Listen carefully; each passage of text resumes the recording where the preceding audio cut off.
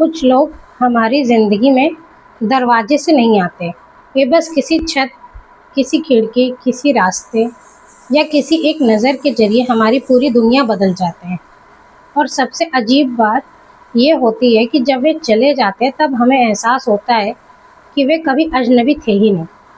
ये कहानी ऐसी ही एक अजनबी की है जिसने कभी अपना हाथ नहीं बढ़ाया, लेकिन एक टूटे हुए दिल को फिर से धड़कना सिखा दिया। उत्तर प्रदेश के एक छोटे से कस्बे श्यामपुर की सुबह आज भी पुराने ज़माने जैसी ही होती है। सूरज की पहली किरण जैसे ही मंदिर के कलश पर पड़ती, घंटियों की आवाज़ पूरे मोहल्ले में गूंजने लगती। दीवारों का रंग फीका पड़ चुका था, बरामदे की रेलिंग पर जंग लग चुकी थी। छत के कोने में रखा पुराना पानी का टैंक समय की मार झेलते झेलते काला पड़ गया था। लेकिन उस घर की सबसे खूबसूरत जगह थी उसकी छत। वही छत जो आगे चलकर दो अनजान जिंदगियों का सबसे बड़ा राज बनने वाली थी। निशा की उम्र 25 साल थी। वह किसी फिल्म की हीरोइन जैसी खूबसूरत नहीं थी, लेकिन उसके चेहरे पर ऐसी सादगी थी जिसे देखकर हर कोई दूसरी बार मुड़कर जरूर देखता। बड़ी बड़ी आंखें, हल्की सी मुस्कान और माथे पर हमेशा चिंता की एक पतली रेखा, जैसे उम्र ने उसे उसकी हंसी समय से पहले उधार ले ली हो। हर सुबह ठीक 5 बजे उसकी आंख खुल जाती थी, अलार्म बजने से पहले, क्योंकि जिम्मेदारियों का अलार्म कभी बंद नहीं होता। वह सबसे पहले रसोई में जाती, चूल्हा जलाती, माँ की दवाइयों के लिए हल्का दलिया बनाती, छोटे भाई आदित्य के लिए टिफिन तैयार करती। उसके बाद खुद जल्दी जल्दी तैयार होकर स्कूल निकल जाती। दिन भर बच्चों को पढ़ाना, शाम को 3 बैच की ट्यूशन, रात को घर लौटकर माँ की सेवा और फिर छत। हाँ, दिन का सबसे सुंदर हिस्सा वही था, छत पर बिताया गया आधा घंटा, जहाँ वह किसी से बात नहीं करती थी, लेकिन सब कुछ कह देती थी।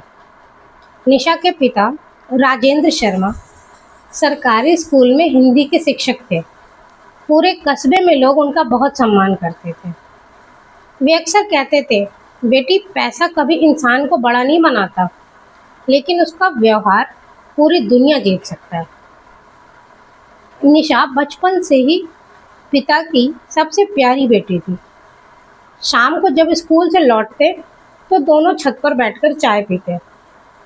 राजेंद्र जी आसमान की ओर देखते हुए बादलों की तरह तरह की आकृतियां ढूंढते।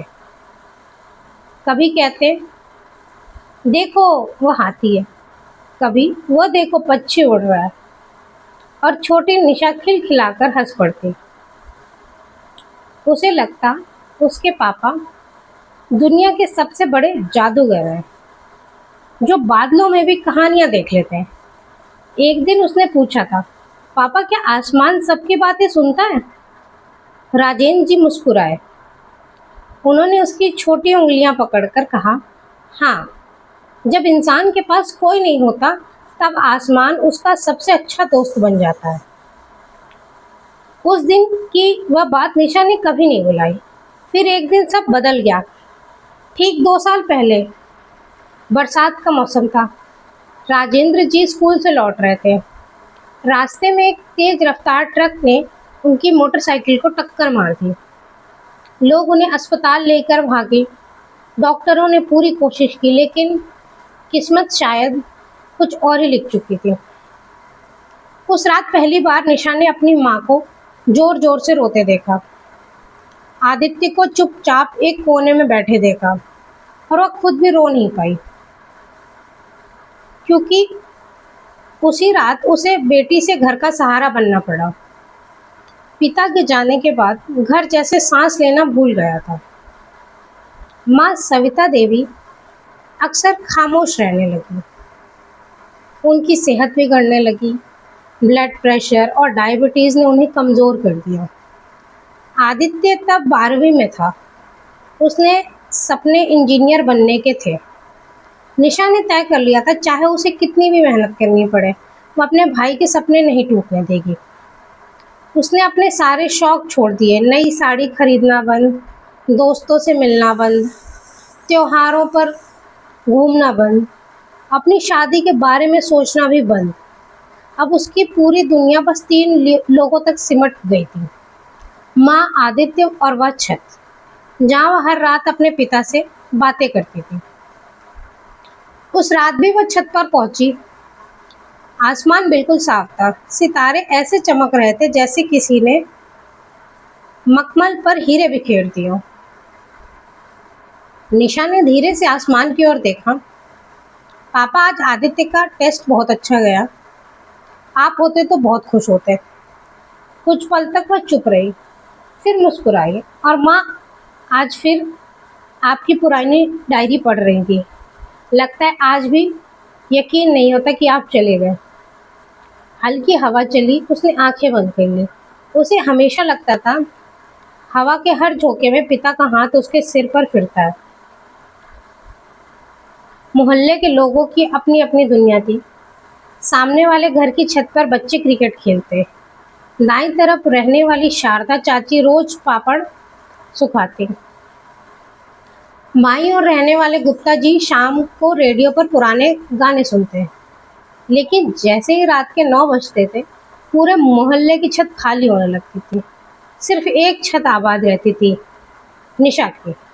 और शायद किस्मत भी उसी समय अपना अगला पन्ना लिखना शुरू कर चुके थे। एक रविवार की शाम, स्कूल बंद था। निशा पूरे दिन घर के कामों में लगी रही। शाम को माँ ने अचानक कहा, बेटी, तेरी उम्र भी तो निकलती जा रही है, कब तक यूं ही सबकी जिम्मेदारियां उठाती रहेगी। निशा मुस्कुराई, जब तक आदित्य अपने पैरों पर खड़ा नहीं हो जाता। और तेरी जिंदगी? निशा ने जवाब देने के बजाय चाय का कप माँ के हाथ में रख दिया। कुछ सवालों के जवाब शब्द नहीं दे सकते। रात के करीब 9:30 बजे वह हमेशा की तरह छत पर पहुंची। आज हवा कुछ ज्यादा ही ठंडी थी। पूरा कस्बा बिजली कटने की वजह से अंधेरे में डूबा हुआ था।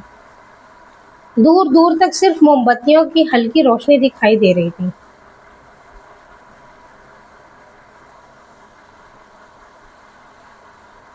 निशा रेलिंग के पास जाकर खड़ी हो गई। उसने आसमान की ओर देखा, फिर अनायास उसकी नजर सामने वाली पुरानी बिल्डिंग पर गई। वह बिल्डिंग कई महीनों से खाली पड़ी थी।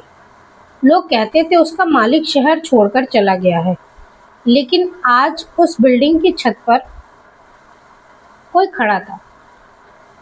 एक लंबा सा साया, काले कपड़ों में, बिल्कुल स्थिर, जैसे किसी मूर्ति को वहां खड़ा कर दिया गया। निशा की धड़कन एक पल के लिए रुक गई। उसने आंखें मली, फिर दोबारा देखा। वह साया अब भी वहीं था। उसका चेहरा अंधेरे की वजह से साफ दिखाई नहीं दे रहा था। एक बात साफ थी, वह आदमी उसी की ओर देख रहा था। निशा के मन में कई सवाल एक साथ उठे। ये कौन है? इस सुनसान बिल्डिंग में कब आया? क्या ये नया किराएदार है, या उसने उसने सिर झटक दिया? निशा, बेकार की बातें मत सोच। वह वापस मुड़ने लगी, लेकिन जाने क्यों उसने एक बार फिर पलट कर देखा। इस बार वह साया वहां नहीं था, पूरी छत खाली थी। निशा कुछ क्षण तक स्तब्ध खड़ी रही। क्या मैंने सचमुच किसी को देखा, या सिर्फ उसकी आंखों का धोखा था? उसे खुद अपने सवाल का जवाब नहीं मिला। लेकिन उसे क्या पता था, आज रात जिस अजनबी को पहली बार देखा है, वही आने वाले दिनों में उसकी जिंदगी का सबसे गहरा सच बनने वाला है। और उस अजनबी की अपनी कहानी निशा की कहानी से भी कहीं ज्यादा दर्दनाक थी।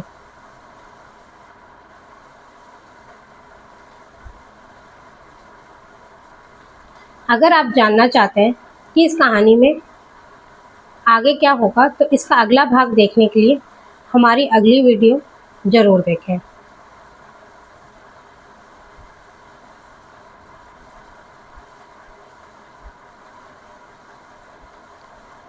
अगर आपको हमारी कहानी पसंद आई हो तो वीडियो को लाइक करें। एहसास की कहानी 2.0 पर नए हैं तो चैनल को सब्सक्राइब करें और नोटिफिकेशन बेल को ज़रूर दबाएं ताकि अगली वीडियो की अपडेट सबसे पहले आपको मिले। धन्यवाद।